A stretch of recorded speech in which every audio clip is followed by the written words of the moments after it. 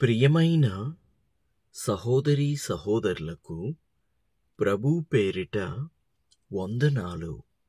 మీకు మీ కుటుంబానికి యేసుక్రీస్తు యొద్ద నుండి దీవెనలు ఆశీర్వాదములు మెండుగా కలుగునుగాక.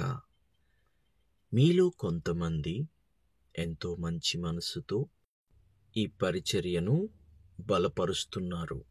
అందును బట్టి దేవుడు మిమ్మును మీ కుటుంబమును బహుగా ఆశీర్వదించి దీవించునుగాక. పరలోకపు ఆశీర్వాదములు దీవెనలు మీ మీదికి మీ బిడ్డల మీదికి వచ్చునుగాక. ఆమేన్. ప్రతి నెల యేసుక్రీస్తు బంగారు మాట వింటూ ఆత్మీయంగా బలపడుతున్న ప్రియ దేవుని బిడ్డలారా, ప్రతి నెల మీరును దేవుడు ప్రేరేపించిన ఎడల ఓ కానుకను పంపి ఈ పరిచర్యను బలపరచండి. నశించిపోతున్న ఆత్మలను రక్షించుటలో మీ వంతుగా మీ చెయ్యి వెయ్యండి. దేవుడన్నాడు, ఇవ్వుడి మీకు ఇవ్వబడును, మనిషి ఏమి విత్తునో ఆ పంటనే కోయును అని.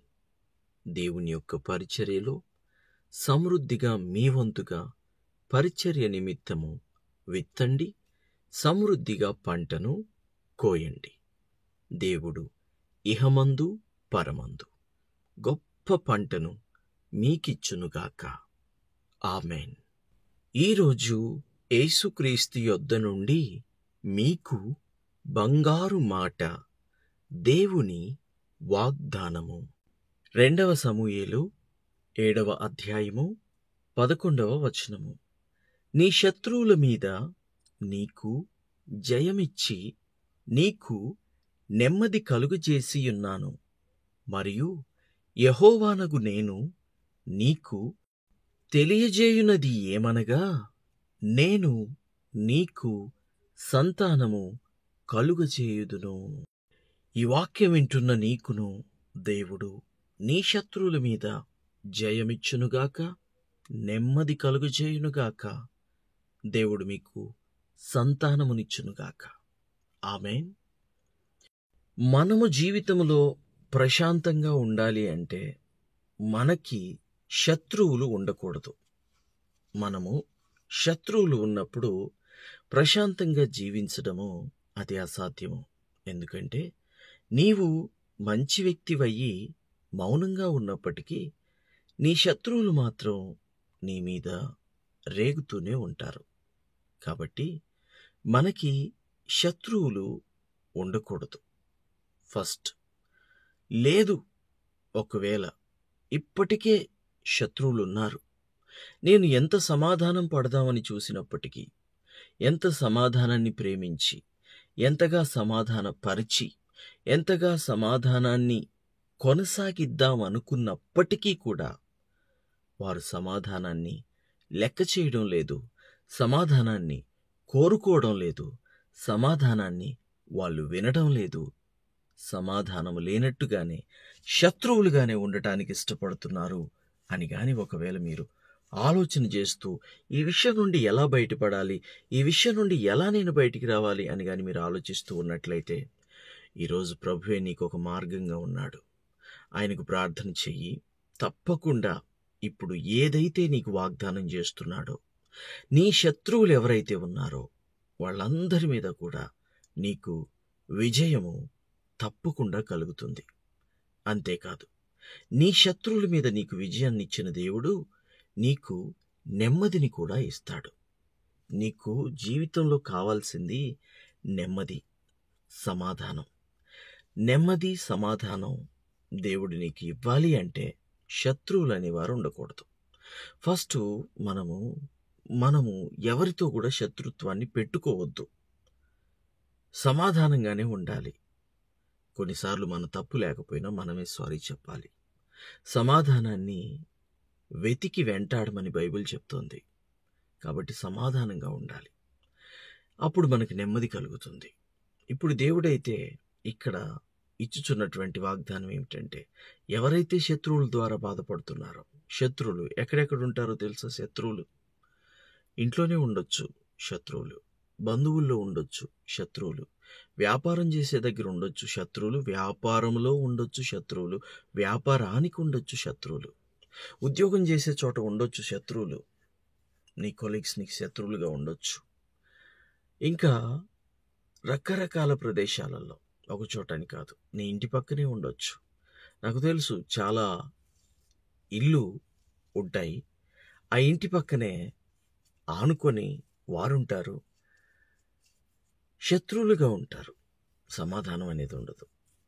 చేతబళ్ళు చేసుకుంటూ ఉంటారు, మాంత్రికుల్ని పిలిపించుకుంటూ ఉంటారు, చేతబళ్ళు చేయించుకుంటూ ఉంటారు. అంటే ఒక్కరి కీడుని వారు కోరుకుంటూ ఉంటారు. కానీ దేవుని బిడ్డలంగా మనం ఎవ్వరి కీడు కోరుకోవద్దు. కానీ వారు మారి మంచి మనసు పొందుకోవాలని వారి కొరకు మనము ప్రార్థన చెయ్యాలి. దేవునికి మహిమ కలుగునుగాక. మనం వారి కొరకు ప్రార్థన చేసి వాళ్ళను బాగుండాలని కోరుకోవాలి. వాళ్ళని దేవుడి చేతికి అప్పగించాలి. అప్పుడు దేవుడే చూసుకుంటాడు. కానీ కొన్ని విషయాలు శత్రువులు, కొన్నేమో కనపడే శత్రువులు, కొన్నేమో కనబడని శత్రువులు. మనం కొన్ని గ్రహించగలుగుతాం, మనం కొన్ని గ్రహించలేము. మరి అలాంటప్పుడు నువ్వు ప్రార్థన చేయలేవు, అవి నీకు అర్థం కావు. కానీ శత్రువు అనే ఒక ఆత్మ, సైతాను ఆత్మ, దురాత్మ, దేవునికి వ్యతిరేకమైన ఆత్మ, పడిపోయిన ఆత్మ పనిచేస్తూ ఉంటుంది. మరి అప్పుడెలా? అందుకనే ఆత్మతోనే గెలవాలి. ముళ్ళును ముళ్ళుతోనే తీయాలి, వజ్రాన్ని వజ్రంతోనే కొయ్యాలి. ఆత్మతోనే నశింపచేయాలి. ఎవరు ఆ ఆత్మ? పరిశుద్ధ ఆత్మ, దేవుని ఆత్మ, మహిమా స్వరూప్యగు ప్రభువైన యెహోవా ఆత్మ, తండ్రి, కుమార, పరిశుద్ధాత్మ అనబడిన త్రియేక దేవుని ఆత్మ. ఆ ఆత్మతోనే మనము సైతాను ఆత్మను, దెయ్యపు ఆత్మను, దురాత్మను, చీకటి ఆత్మను, అంధకారపు ఆత్మను ఆర్పేస్తాము. ఈ విషయాన్ని మీరు గుర్తుపెట్టుకోండి. కాబట్టి పరిశుద్ధాత్మను మనము పొందుకోవాలి. దేవునికి మహిమ కలుగునుగాక. పరిశుద్ధాత్మను పొందుకొని, జ్ఞానం పొందుకొని, వివేకం పొందుకొని, జ్ఞాన వివేకము కలిగి మనం నడుచుకోవాలి. దేవుడు అన్నాడు, మీరు పావురము వలె నిష్కపటముగాను, పాముల వలె వివేకముగాను ఉండమని ప్రభు చెప్పాడు. కాబట్టి మనం మంచికి మంచిగానే ఉండాలి, మరి చెడుకు కూడా మనం మంచిగానే ఉండాలి. కానీ ఏదేమైనప్పటికీ వివేకము కలిగి మనం ఉండాలి. దేవునికి మహిమ కలుగునుగాక. మరొక మాట చూసినట్లయితే, నీకు సంతానము కలుగజేసేదను అని ఇక్కడ రాయబడి ఉంది. ఎవరైతే పిల్లలు లేక బాధపడుతున్నారో దేవుడు తప్పక వారికి సంతానాన్ని ఇస్తాడు. యేసు నామములో బిడ్డలు లేని మీకు, సంతానము లేని మీకు యేసు నామములో సంతానము కలుగునుగాక. దేవుడు మీకు బిడ్డల్నిచ్చునుగాక. నమ్మిన వారు ఆమేన్ చెప్పండి. అంతేకాకుండా ప్రభువైన యేసుక్రీస్తు తల్లి అయిన మరియ గర్భాన జన్మించాడు. తండ్రికి సంతానము ప్రభు అయిన యేసుక్రీస్తు. ఆయన ఈ లోకానికి వచ్చినప్పుడు మనకు ప్రధాన శత్రువైన సాతాను మీద, శత్రువు మీద మనకి జయమిచ్చాడు. ఇప్పుడు ఇక్కడ చెప్పబడుతున్న వాక్యం దేని గురించో కాదు, ప్రభు అయిన యేసుక్రీస్తు కలువరి శిలువలో సాతానుని ఏ విధంగా జయిస్తాడో దాని గురించే ఇక్కడ చెప్పబడుతూ ఉంది. అంతేకాకుండా ప్రభు అయిన యేసుక్రీస్తు 2000 సంవత్సరాల క్రితం ఇదే నెలలో మన కొరకు భూమి మీదికి వచ్చాడు.